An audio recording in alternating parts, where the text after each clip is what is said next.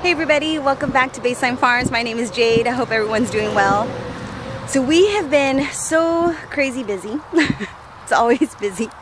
And so last week when our daughter was going on her riding lesson, she was cleaning out her hooves, or her horse's hooves, and she found a nail. And that happens. This is the second time that this has happened. And it's nothing to be worried about. She has all her shots. The nail was just a small little nail, but it was in there. And the crazy part is that she wasn't showing any signs of discomfort in any way. So that morning when I fed her, she was fine. And then when her instructor came, that's when she noticed that there was a nail in there. So the farrier came literally the next day and took a look at her hoof. And since we've been through this before, the vet has always just said, just pull the nail out, you know, obviously clean it really good. And then we soaked the foot in her hoof in Epsom salt until the swelling went down. And then that was pretty much it. And now she's back to the same old thing. And just literally the next day she was running. So obviously that nail did not hurt her that much. But she's all up to date on her shots, so that's good. So she has her tetanus shot and everything like that. And yeah, it's bound to happen when you live out here, especially with this old barn right here. So this barn, over the summer, we have redone it. Not redone it, but fixed up the walls so it didn't look like it was falling apart. And fixed up the doors so that we had a sliding door on the back side. And the doors in the front always worked, but we put another little side man door in the barn. So I have been busy cleaning out the barn because this weekend our daughter has decided she's going to have her 4th annual Halloween party. So I decided to help her out with it.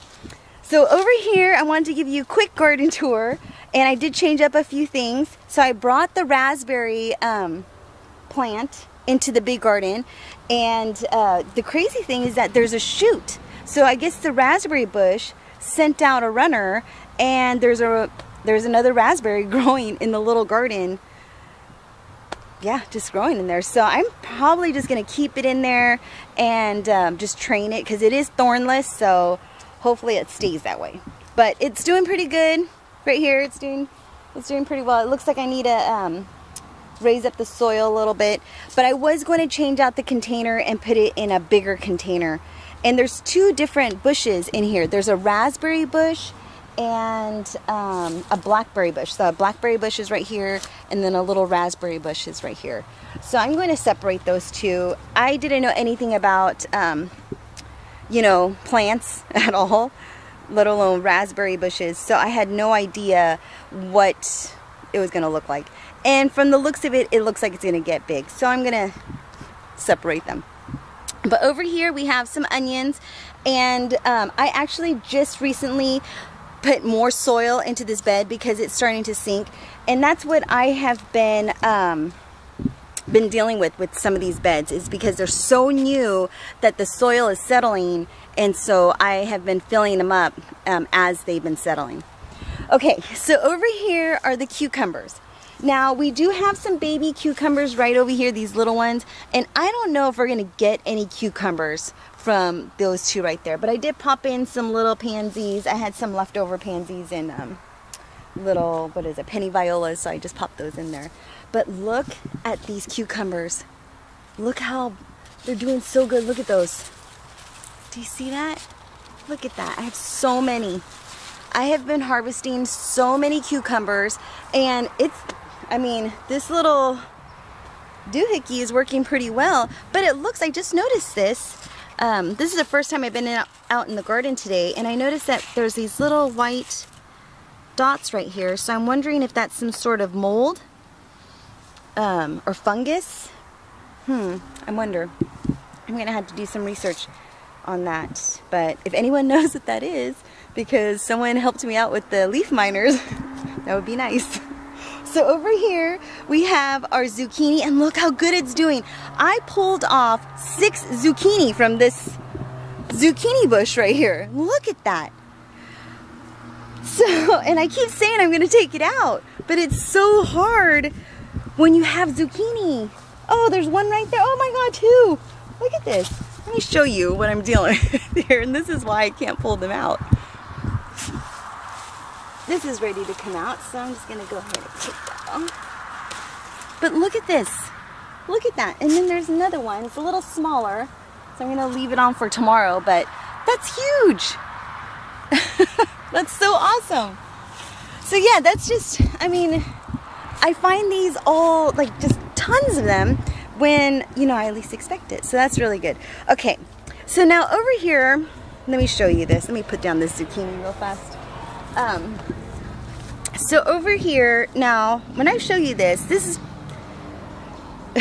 this might be a bit of an overkill. And I had a lot of thought when I put this system together. Okay, so over here I did some drip. I did the irrigation. And I added, there's 7, okay? Now, obviously this bed is gonna get a ton more water than any of the other beds, because all the other beds only have 4 lines. 1, 2, 3, yeah, 4 lines. So I put 1, 2, 7. And yeah, so that's a lot of drip going on here. But what I was thinking was, I really wanted to utilize every, you know, last inch of the bed. And when it just has these 4 lines right here, these 4 drip lines right here, it makes it where it's so sporadic, where the water doesn't get everywhere. So I wanted the water to get everywhere, and that's why I did it like this. So I have plans for this bed. I know I can fill it up, and I've been thinking about what I'm going to put in there. And I've been thinking, I think I'm going to go ahead and put some more carrots, some more turnips, definitely some more spinach, because even though I popped in some more spinach in the other bed, I think I'm going to plant some more, because John and I were talking and we figured we could freeze it, and like I said, we just eat so much spinach, and I just bought some from the store just the other day, and it's like all gone. So it'll be nice to have some spinach around. Now look at these tomatoes right here. Do you see those? Look at that. Now I don't know if we're gonna get any tomatoes from these seedlings, but I did bring some containers right here. I brought 2 of them, one right there and one right there. And I thought maybe I might pop 2 of them into that container to see what's gonna happen. Okay, so over here we have all of that garlic, and look at that garlic. It's doing so good. I did pop in a ton more, and they're popping up. So that's so awesome. I cannot wait. And the basil. Look at that. The basil is doing so good. I'm gonna have to harvest some of this basil because I made a bunch of pesto and it's all gone. I need to make some more. Now look at this tomato. These are those tomato slicers. Do you see that? Look at that. So I have 5 of them on this, look at that. Oh, that's so exciting. I don't know if you could see that one right there. Yeah, that is so exciting. I have these 2 little guys right in here. Let me give you a better view. Look at that. So that's pretty exciting to be able to get at least 5 tomatoes before the cold comes. And it's gonna get colder the next few days. It's supposed to be dropping into the 70s, which is so nice. And I think it might be staying like that for a little while. Now look at this lemongrass, you guys. Isn't that so awesome? Ah, time to make some more soup. Now the bell peppers have been just going wild, and I have been staking them up because they've just been leaning over. There's so many bell pepper in here. Yeah, just a ton. So I cannot wait to harvest all of this bell pepper. And I'm probably just gonna freeze it since that's the only other method that I have. I don't have any freeze dryer or dehydrator or anything like that. Eventually, one of these days, I might get one. Okay, here are the Jerusalem artichokes. And the flowers have all pretty much died off, but the leaves haven't dried off yet. And that's what it said in the information, all the information I've read when I harvested Jerusalem artichokes. The leaves are supposed to be dried along with the stalk. So we'll wait. But the ginger's doing good. Here's the ginger right here. These little thin leafy plants right there. Those are doing really good. So that's awesome. Now, let's see. We're right here. We have all of our spinach. Look, not spinach, but it's a mixture. It's a mixture of lettuce and spinach. And it's just all doing so good. I just wish that I planted more spinach to begin with. And I love all of the lettuce that we have.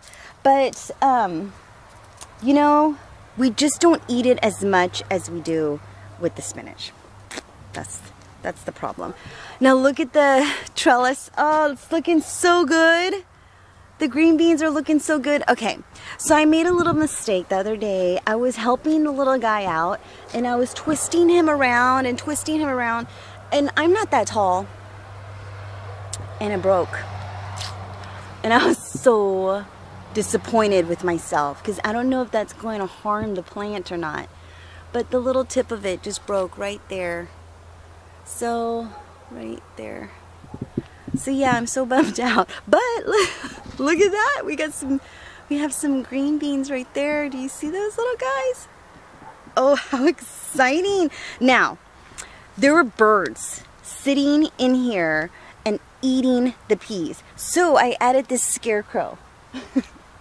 And now we have some beans. So that's really cool. Now over here we have all of our broccoli. And the broccoli is doing so good. Now this is old damage from when I had some caterpillars in here. And nothing's been eating them. Ever since I sprayed that Captain Jack, all of the broccoli has been doing so good. That's so awesome. And then the butternut squash, look at this. Oh my gosh. Look at this cute little butternut squash. Look at that. Oh, that's just so exciting. I mean, I don't even care if I just get like 2 or 3 of them. I'm happy. I'll be happy with 2 or 3. I'm hoping I get more than that. But that'd be cool because I started that off a little bit later in the season. I didn't start that off, I don't think when I should have. But holy moly, I just noticed these little dots. Do you see that? It's kind of like the same thing that, I don't know if you noticed. Let me see if I can zoom in. Okay. Let's get you a better look. Yeah, do you see those little white dots? I don't know what that is. I'm gonna have to ask John. John's really good at this kind of stuff, but that obviously looks like some kind of fungus, and maybe I shouldn't be touching it. Because then if I touch that and touch some other plants, what if I'm spreading it? So over here we have our turnips, and look how good they're doing. They're getting so big. Look how big they are. I'm just amazed. Now over here we have our celery, and our celery, it is coming, but it's making a slowly growing. And then over here we have our tomatoes, and I can see one red one right in there. Do you see that little guy? I don't know if you can see that. Right in there. Oh, look at that. So I already picked a little basket full of these cherry tomatoes just yesterday, and so that, I was so excited because right now it should be done. I have some focaccia bread inside the oven with another loaf. I have been making bread like crazy. Matter of fact, I told John I was going to come out here and do this video, and if he could watch the bread. And he said, and I wanted to take a picture of the bread. So I'm probably going to show you a picture of bread that I made last week. And so then he was like, well, can I eat it while it's still hot? How can I say no? Of course, hot bread tastes so delicious. So here is this little plant right here that my dad brought me. I don't know what's wrong with it. It's like it just went into pure shock. And I see there's a little guy right in there. Right there, but it's just the leaves are just not doing too well. I'm wondering, I don't know, maybe I just shocked it. Okay, so over here we have all of our carrots. Look how good they're doing. And then here's the new carrots that we just sowed. And then here we have our cabbage right here. And then we had a huge Brussels sprout right there. And what happened was I was watering with the hose, and you know, I pulled the hose a little bit too hard and it knocked it over and broke it. Oh, I was so upset with myself because it was so tall. It was like that tall. And yeah, now I got nothing. So here's another Brussels sprout. And I thought I had one more. I think this is a Brussels sprout too. But that's all I have for Brussels sprouts. So maybe I should. We do eat a lot of Brussels sprouts, so maybe I should plant some Brussels sprouts. Maybe when I pull out the zucchini, I'll put some Brussels sprouts in that spot. But yeah, that's what's going on in this garden. I think I showed you everything, right? Oh, the Myers lemon. Forgot about the Myers lemon. So this little guy is doing pretty good. I have not fertilized it yet, like I said I was going to do. And I don't know why I haven't. Just haven't. But yeah, it's still alive. And then I just planted some pansies around it just to kind of give it a little bit more life. But that's pretty much what's happening in this big garden. The basil, everything's looking good. The tomatoes, I hope we get some tomatoes. But yeah, and then I cleared out the little garden. So now there's no more zinnias in the little garden, which is, I just have one zinnia bush, which is fine. But it was nice to have all those zinnias in there because it sure did add a lot of life to this little garden. But they really needed to come out because I noticed that little mildew spots on the zinnias. And so I'm wondering if, because I noticed it first and now they're over there. So I'm wondering, Okay, so in this little garden, now I said I was going to tear it out and I was going to start something new and plant things right into the ground and make it into my cut flower garden. Okay, so that might have to wait because I completely forgot a while back I put in a bunch of onions and nothing was popping up at all. So I just assumed that, you know, they died. But up until recently, a bunch of them have been coming up. So there's some onions right here. See that? There's some onions right here. This whole bed has onions in it. And then over here, we have some more onions popping up right in here. And then over there, we have some more onions in that bed. And then I noticed that we have another onion right here popping up. So it looks like there's quite a few onion in here. And so I'm just gonna go ahead and let those onions grow. And I might help it out a little bit and put more onion. Just so we have a ton of onion. Look at the beans. The beans are doing so good. Ever since I cut out those zinnias, I have been getting more and more beans. So I think I'm gonna harvest that little bit of beans that I have going there. Now I don't have a ton of beans. That's all the beans that I have right now. So that's okay. That's all right. I know for next year what I can plant and when I can plant them. But that's what's happening in this little garden. Oh, and then I had this little white trellis here. Okay, so this thing right here. It was in the middle. And John, before we had the tractor, he dug a hole and he put it in there. And it was so that way when I had the garden, he had this great idea that the beans were gonna trellis beautifully on these ropes and trellis around this trellis thing. And they never did. So my beans never trellised at all because that was my first garden ever.